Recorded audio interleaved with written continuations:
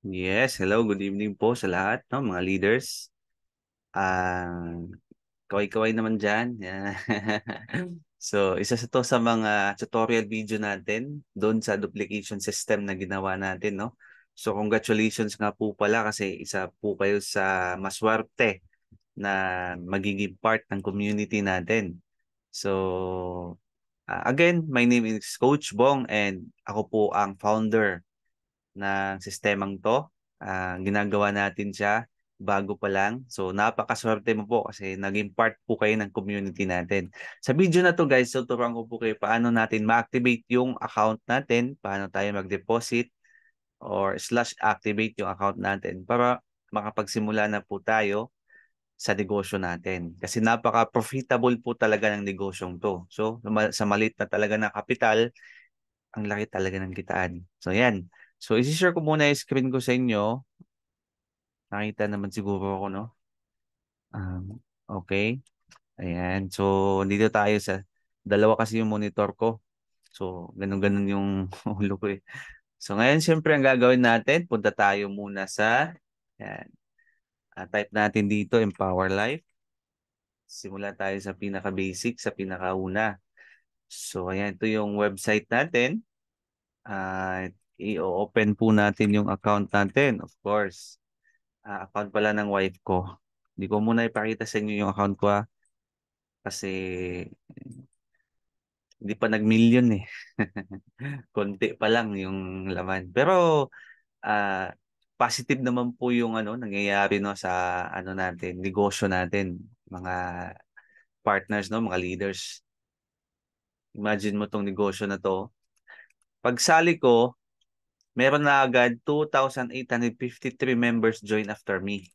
So, ganun po siya kabilis kasi international po itong company na to. And ang sistema dito is fast filling po yung matrix. Okay? So, siguro ang mas maganda I suggest na tingnan mo muna yung compensation plan para at least makita mo paano ka kikita dito. Okay? Pero ang pag-uusapan natin dito guys is paano natin ma-activate yung account mo. Tama?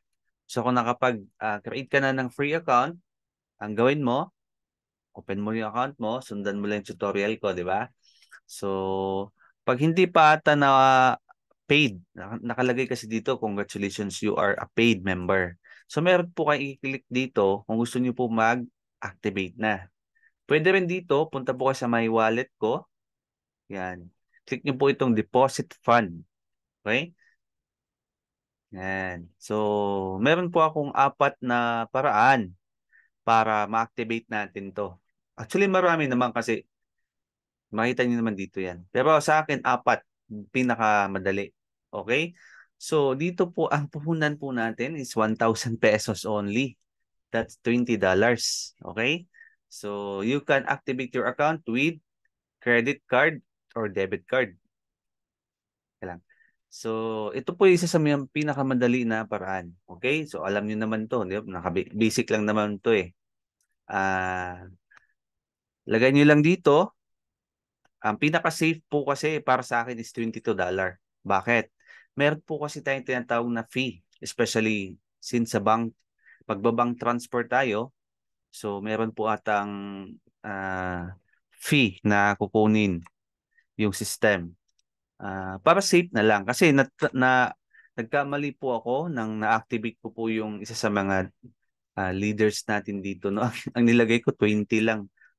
So pagpasok sa account niya, ang nangyari, ang na-receive niya is $19 lang. So, hindi po pwede ma-activate yung account niya.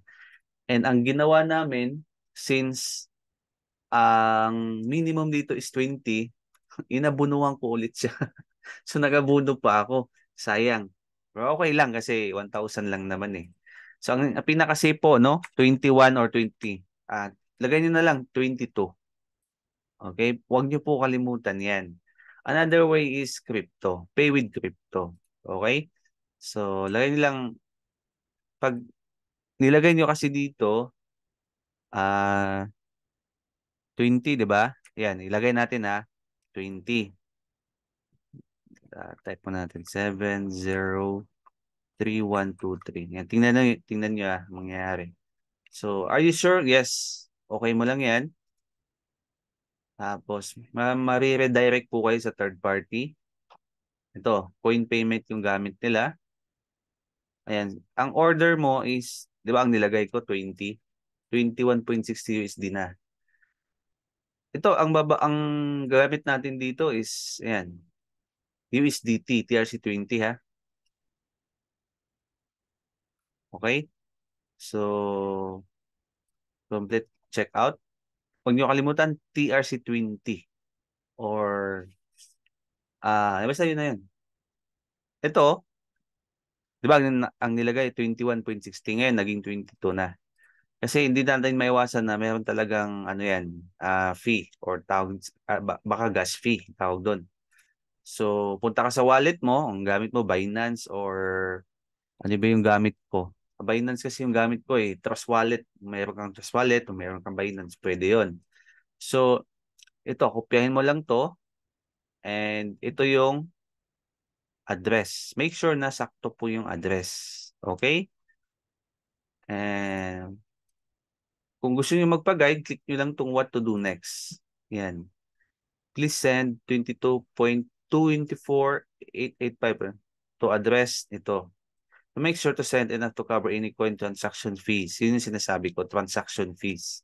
Para po, hindi maulit sa inyo yung nangyayari sa akin. Iwasan na lang natin. Okay? So, yun lang. Ano pa? Ah, kung okay na, hintayin nyo na lang na ma-activate yung account ninyo. Tapos balik tayo dun sa dashboard natin. Yan, ano pa? So, ito, pwede po GCash. Pero gagamit pa rin kayo ng, ayun tawag doon, crypto. Kasi sa GCash meron na po tayong G-Crypto, tama?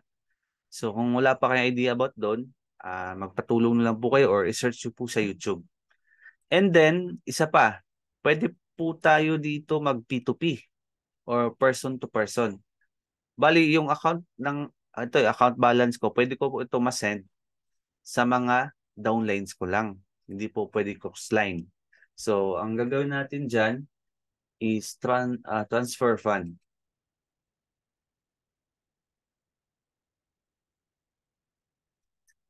Ayan. So, meron tayong $18 as of now. Tapos, ang minimum na pwede mo i-transfer is 11. So, ang maximum $100. Meron din silang transfer fee na $1. Okay? So, pwede po, example, yung upline nyo, meron malaking, may balance. Ako may balance ako sa main account ko. Kung gusto nyo i-activate natin, message nyo lang po ako sa Messenger. Okay? Mag-usap tayo. Libre na yung transaction fee para sa inyo. Okay? Transfer amount, username. Kasi makita ko kasi kung under ka lang sa akin, makita ko yung username mo eh. Message, verification, yan po. So, ganyan, basic lang po, no? So, yun lang. Kasi yun lang po yung topic natin sa video na to. And see you around. Bye-bye!